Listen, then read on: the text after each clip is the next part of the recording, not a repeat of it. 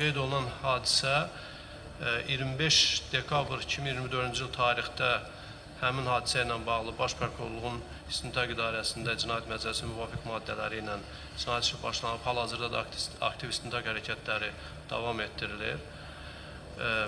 Yəni, məlumat üçün bildirmək istəyirəm ki, qeyd olunan faktla bağlı həm Qazaxıstanda, həm Rusiya Federasiyasında, həm də Azərbaycan Respublikasında paralel cinayət işləri başlanıb, hər üç dövlətin ərazisində istintaq tədbirləri aktiv şəkildə davam etdirilir. Çoxsaylı ekspertizalar təyin olunub, hər üç dövlətin ərazisində.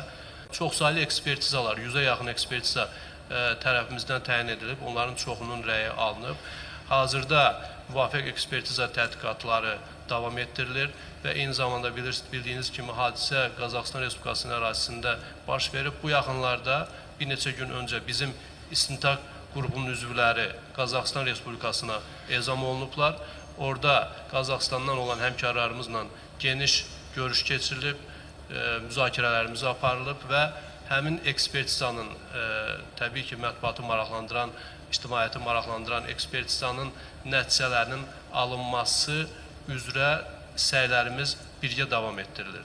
Yəqin ki, qısa bir müddətdə bu ekspertizanın nəticələri əldə olunur.